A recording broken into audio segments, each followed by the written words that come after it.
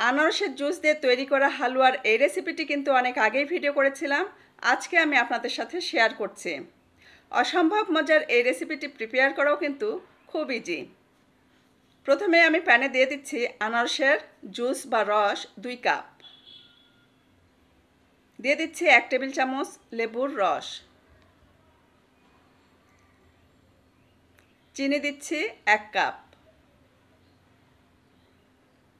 আর দিচ্ছি এলাচের গুঁড়া।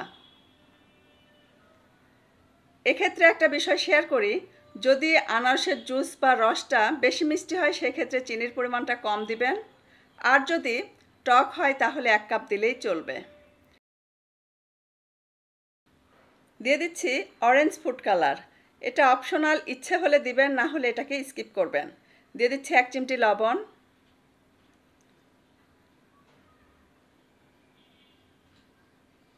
নেড়েচেড়ে মিশিয়ে নিব আর বলক আসা পর্যন্ত অপেক্ষা করব। এখন আমি এই বাটিতে নিয়েছি আরও 1 কাপ আনারসের জুস বা রস। দিয়ে দিচ্ছি 3/4 কাপ কর্নফ্লাওয়ার। খুব সুন্দর করে মিশিয়ে নিব যাতে কোনো রকম লাম্পস এর ভেতরে না থাকে।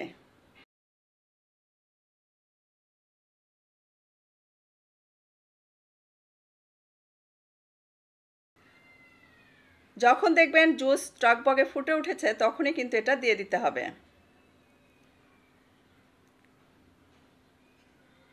এবং সাথে সাথেই কিন্তু স্প্যাচুলার সাহায্যে নেড়েচেড়ে মিশিয়ে নিতে হবে, তা না হলে কিন্তু লাম্পস তৈরি হবে।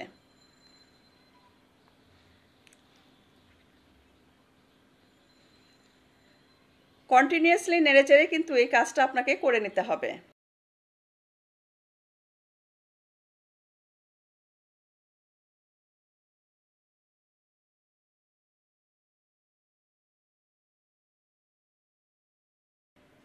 দেখতেই পাচ্ছেন কতটা আঠালো হয়ে গেছে। এখন আমি এর ভেতরে দিয়ে দিব ঘি। 1/3 কাপ ঘি আমি অল্প অল্প করে দিয়ে মিশিয়ে নেব।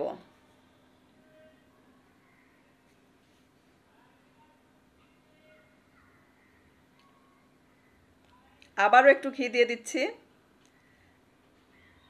চাইলে কিন্তু ঘিটা একবারেও দিতে পারেন।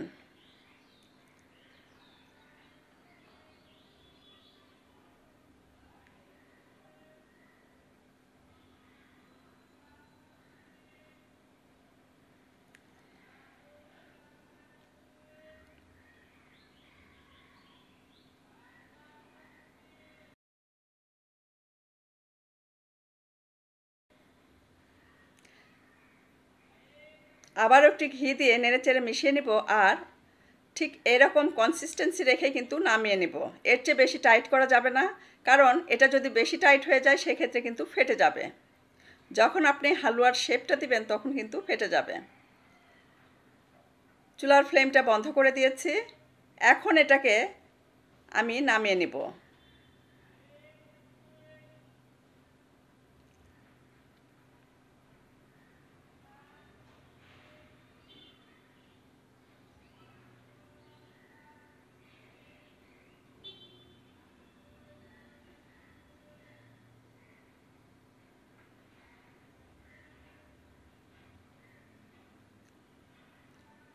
একটা সার্ভিং বাটিতে আমি ঢেলে নিচ্ছি।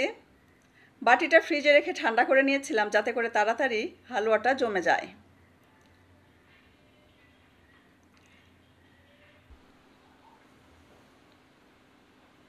এক কথায় আজকের 4টা রেসিপি কিন্তু ছিল অসাধারণ টেস্টি।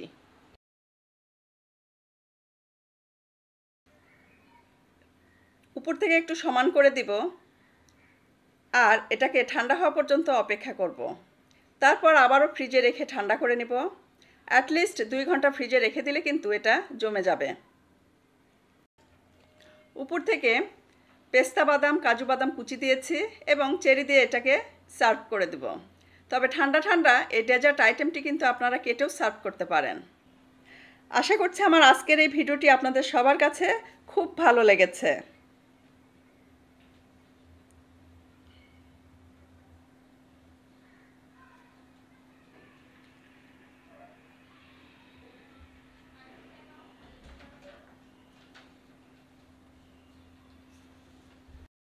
ভিডিওটি ভালো লাগলে অবশ্যই একটা লাইক দিবেন, শেয়ার করবেন ফ্যামিলি অ্যান্ড ফ্রেন্ডসের সাথে। সেই সাথে আমার ইউটিউব চ্যানেলটি সাবস্ক্রাইব করে সাথেই থাকবেন।